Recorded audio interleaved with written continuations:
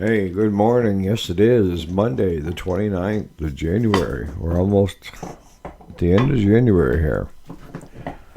Time's going by pretty fast. So I thought I'd talk about the way we go about things in life. And I think I'm going to title it, You Don't Ride on Horses, You Ride a Horse. So stay tuned.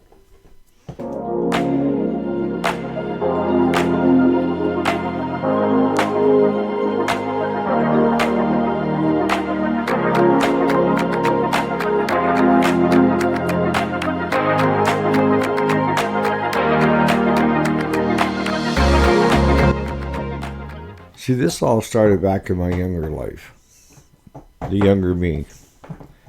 And I had been around horses, not a super lot, but I had learned to ride. Growing up, I can remember spending a lot of time with an older mare that used to ride her a lot, and a younger gelding, but again, they were both well broke by the owner, which would be my father's good friend from Vietnam. And that was in Shamrock, Texas. And they had a ranch. And when you say a ranch out there, you know, you're not talking a couple hundred acres. You're not talking a couple thousand acres. I mean, at that time, I think a small one was around 10,000 acres. And they ran mostly beef. Later on, I guess they got into a lot of the whitetail deer hunting and stuff like that on their land, but still raised beef, but not as much. But we could ride out through, check on the cows to see where they were. I can remember just going for a ride along the creek bed and stuff and seeing the turkeys roosting.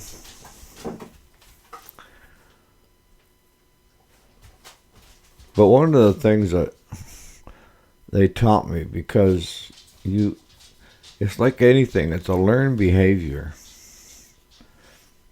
The horse can know exactly what he's supposed to do, or she.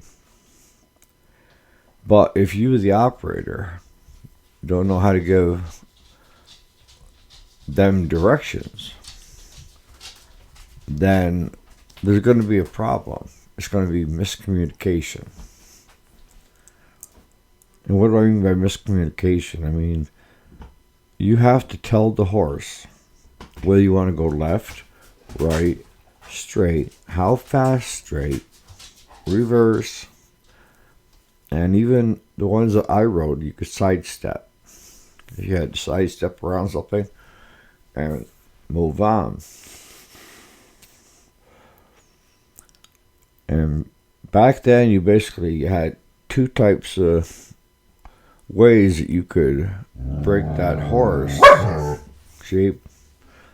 And the one is reins. You know, you could break it by, if you put the rein across this neck, turn that way. If you put it across this neck, of course, turn that way. If you pull back, they go back. If you let it into a neutral position and let it get some slack where they can get their head, they go straight. Okay? And in those cases, I mean, you see these horse jockeys on TV where they're slamming the ass of the horse, and I never had anything to do with something like that. Actually, I thought that was abuse, but how am I know? What do I know?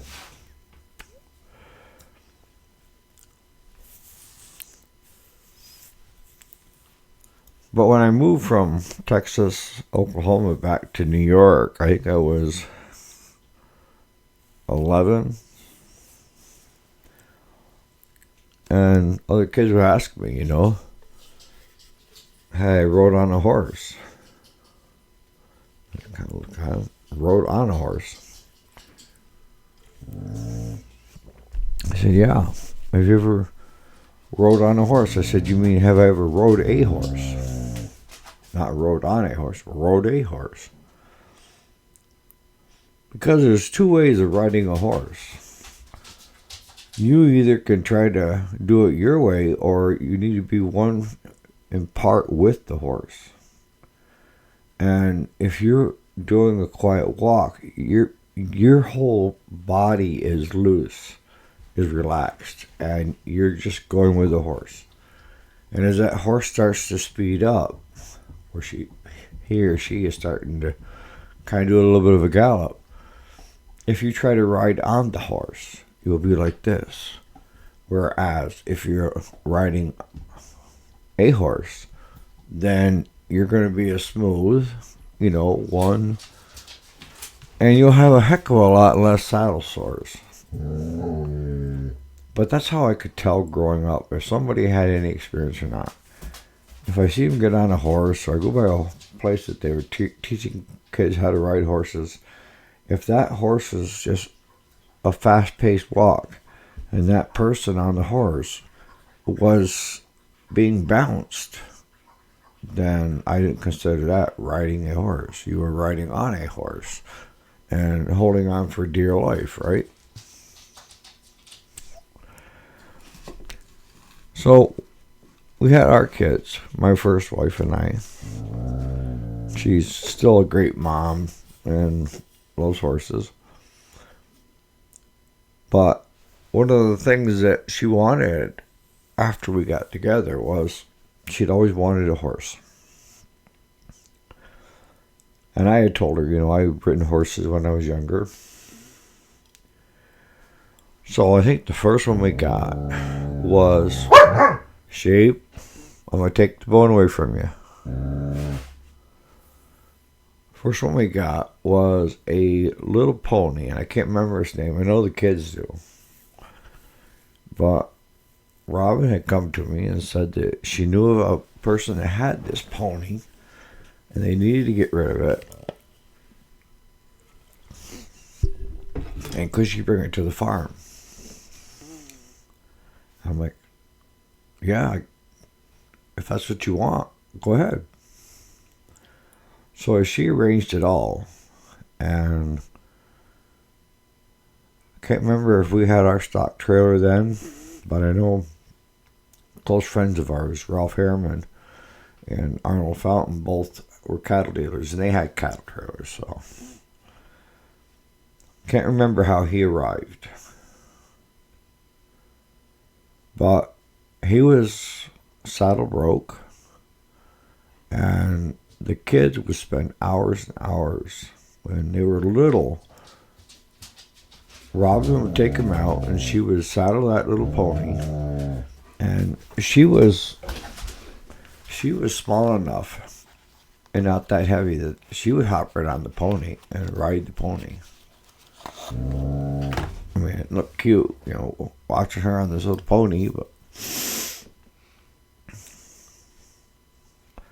she would saddle up that pony, and she'd throw the kids in the saddle, and they were just little. And when I say little, I think 3 and 5, or 4 and 6. And have each other have the littler one in the front on the saddle and the bigger on the back, my son, and he would hold on to my daughter. And around they go. Around the yard, up the road. And she was giving the pony exercise, plus entertaining the kids. They loved it.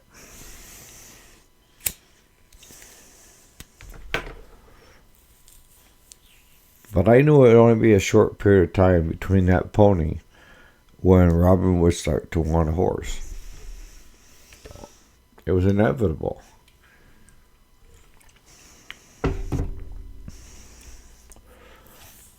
So the first one that came was Rennie.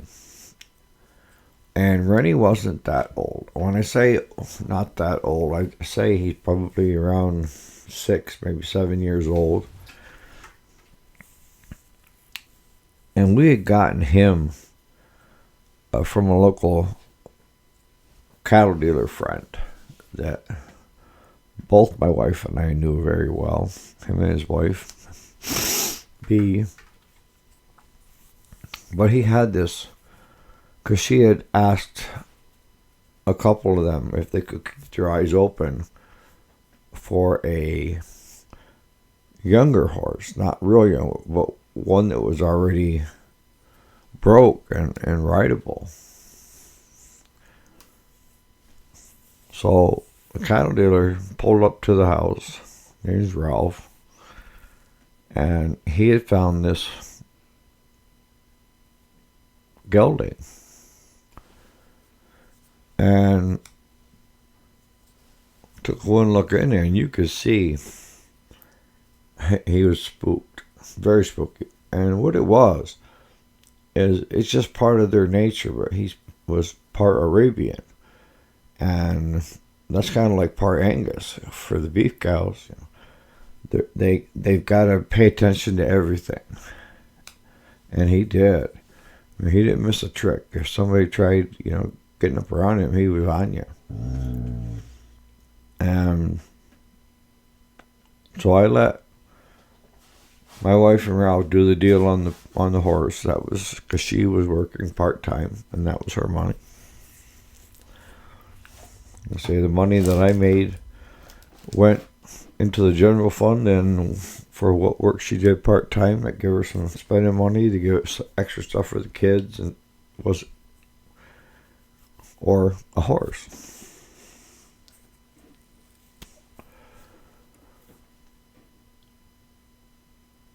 But this horse, Rennie, they said that he was green broke. And green broke normally means that he's had the training to a certain extent, but he hasn't got the time of being ridden a lot. After having him a while, I started trying to decide whether green broke meant that only the Amish had him up here, and tried breaking him to a horse and buggy. And as spirited as the Arabian horses are, he probably gave them a run for their money, scared the bejesus out of them, and they decided they would sell it to one of us English people.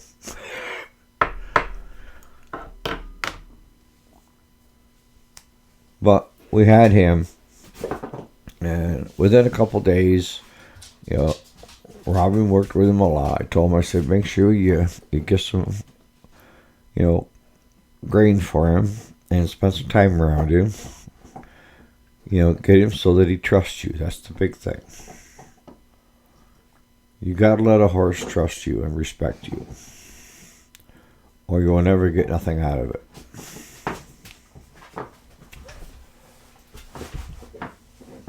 But I was asking my wife, I said, how broke is he? I mean, is he saddle broke? She goes, I don't know. What do you mean you don't know? I don't know. So I grabbed one of the saddles, and it's the Western style. The one you see with cowboy and Indian movies. Cowboys are wearing the full dress with the hump. Grabbed one of them from the heifer barn. It was up on racks. And I took it out. And I had her bring Rennie out.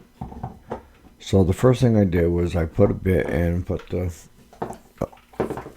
reins on him, and he went well with that. So I said, okay. Put the blanket on him. He didn't seem to mind that. He was very interested in what I was doing. But other than that, he wasn't doing hardly anything. So I threw the saddle up on his back. I didn't put all the weight there. I just kind of set it there, and I was still holding on it. And that didn't seem to bother him. I'm thinking, well, maybe he's broke more than what we think he is. Because I told my wife at that point, I said, I'm more experienced riding horses.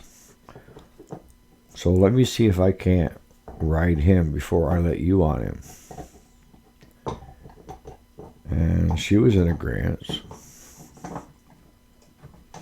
So I got the saddle on him, and I went to cinch it up. And anybody who's been around horses, if you're cinching a saddle on a horse,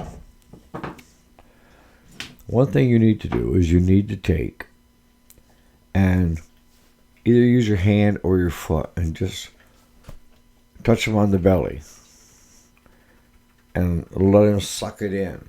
When they suck it in, you cinch down tight. You may have to do it a couple of times. I wasn't paying much attention. I touched him on the belly, went to cinch, it was good and tight. And for all I know, he may have been causing his belly to bloat so that he had more room. Figure he had me. So, in those years, I was in my 20s, early 20s. I had work boots, a pair of jeans, a white t-shirt, and I even had my Stinson hat. That got lost in the fire, but back when I was in my 20s, it cost like $100 for that hat. And I've always had the mustache, and I always had a cigarette hanging out my mouth. And I think as my sister took a number of pictures early on of me on the horses, and they all called me the Marlboro Man, even though I smoked Cools in them days. That was my father's brand, and that was the brand I smoked.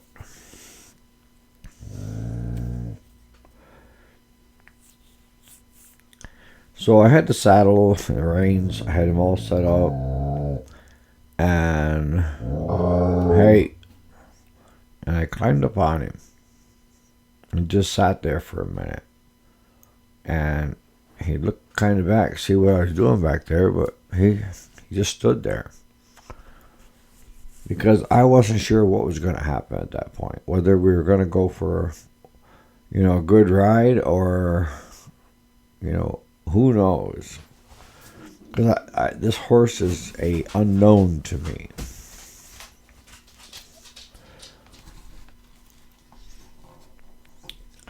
But I first took and just started easily walking him, just having him walk. And then touching the rein just enough, not yanking on it, just enough to get some tension to get him to stop. And then if I give him a little bit back, he would start to walk backwards for me, okay? So I'm thinking, that's good. Because we had built like this small little riding area.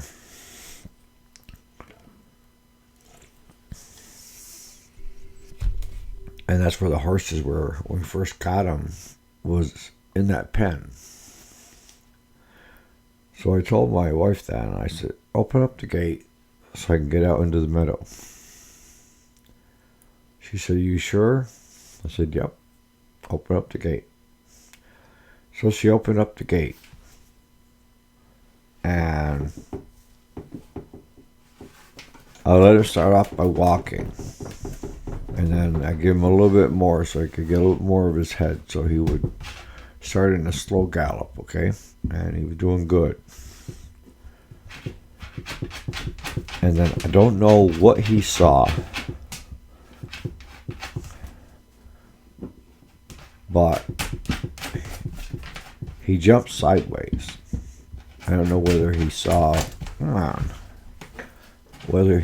a field mouse, snake, I don't know. But he jumped sideways. And what ended up happening, back then, if we had the equipment for YouTube videos that we do now, I probably retired in some huge mansion on the ocean somewhere for all the idiotic stunts that I put myself through. That would have been I would have been famous in minutes, But when he stepped sideways, I leaned with him. But the only problem is that the saddle had become somewhat loose. And I'm thinking I cinched that saddle. And when he stepped sideways, he took off like a rocket. He got his head. And I was trying to pull back to get him to stop, to settle down. And next thing I know, and I was never trained professionally for riding Bronco horses or the Brahma bulls. But here I was with the saddle slowly going to the point of where I was riding the horse sideways instead of up on top. My head and my body was now this direction and being bounced. And I know I got past with most of them in those Broncos and the bulls and stuff, riding the bulls. I know I got past whatever seconds they have. But at the last minute, I ditched. I jumped. I pushed myself off the saddle. Because now it was going further down to where it was underneath his belly.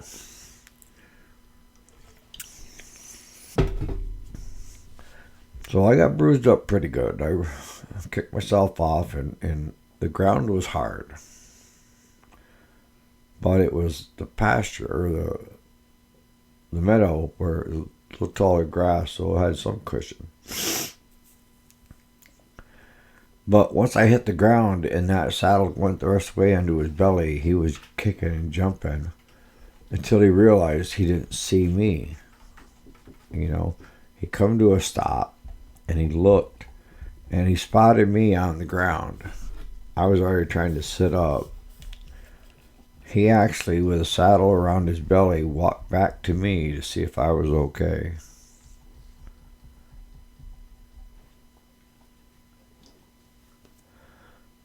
The moral of the lesson is sometimes you concentrate more on the big thing, and then you somehow bypass or miss the small thing. And that was simply tightening up that saddle on his stomach, getting him to suck in the air, and making sure that that saddle was as tight as you could get it, you know.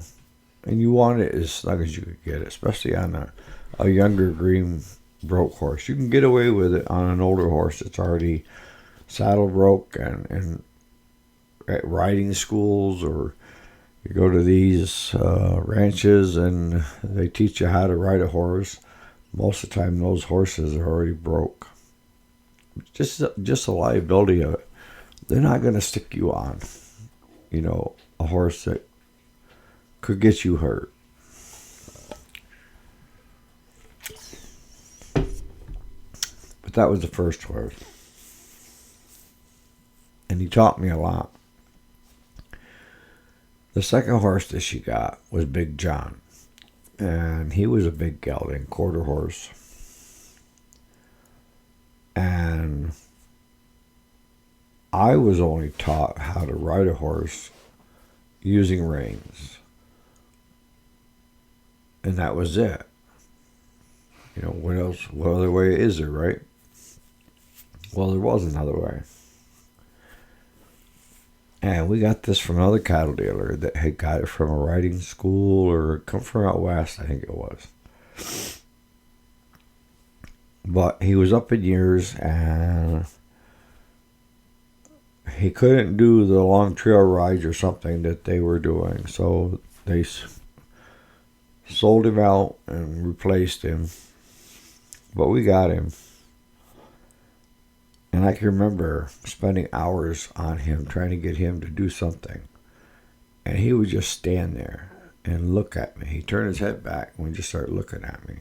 Like, what do you want? So I couldn't get him to do anything.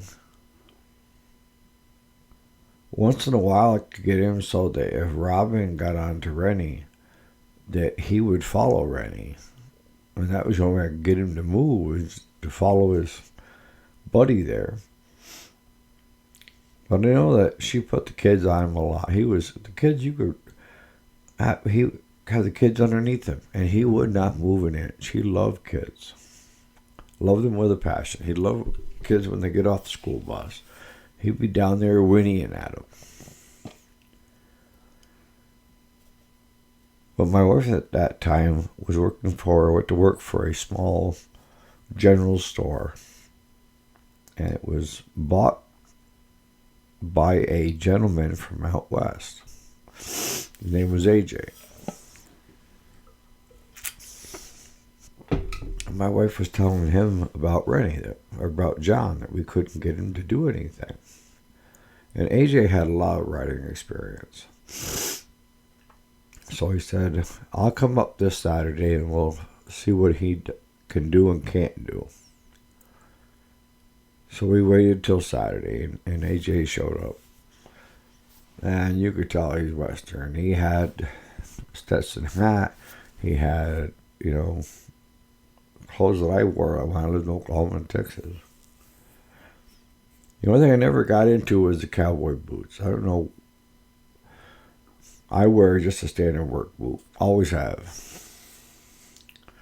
But anyhow, he got on that horse. And I watched that horse do things I've never seen a horse do. And when he got off the horse, he said, how much do you want for him? And I think at that time we'd given like $600 or $800 for him. And AJ threw out a stupid number. And I looked at my wife and she said, well, why can't we get him to move? And he said, because he has been professionally trained. He doesn't operate off the reins. It's all your legs, your muscles in your legs, the way you sit on him, if you lean back or if you're going forward. And a lot of times, he said, the tendency was for like roping horses to have them do what you wanted while both your hands were busy with a lasso. And that's one thing he didn't have yet up there. He brought one horse with him. But he wanted him in the worst way. And he said, I've never seen a better trained horse in my life. And he says, I've ridden a lot of them, and I broke a lot of them. But we told him, I said, because I could see, looking at my wife, I said, he's not for sale. But anytime you want to ride him, or if you want to take him on a trail somewhere, you're more than welcome. But can you teach her how to ride him? And then she can teach me, because I'd never been around that. But I learned that day that when you're riding a horse, there's more than one way a horse is broke. Some are broke for buggy. Some are green broke for bareback. Some are light saddle use. You got the Western, you got the English, the side saddles, which I never got into those. And then your horses were rein, or your legs and your stance on the horse to how you want it to act. But in life, we have those instances of where we either get on a Rennie and the saddle goes sideways because something that we overlooked that we normally wouldn't have, but we're in a little bit of a hurry. And we've all had the instances of where we run into a John, Big John, of where it just depends on how you try to do something versus had I just kept trying to do rein, I may have given up. But knowing rein and then being taught my legs and how my body stance was on that horse allowed me to expand my horizons and ride him. Two horses, broke differently, but a lot of the same rules apply. So on that note, you guys have a great Monday. I'll see you here bright and early Tuesday.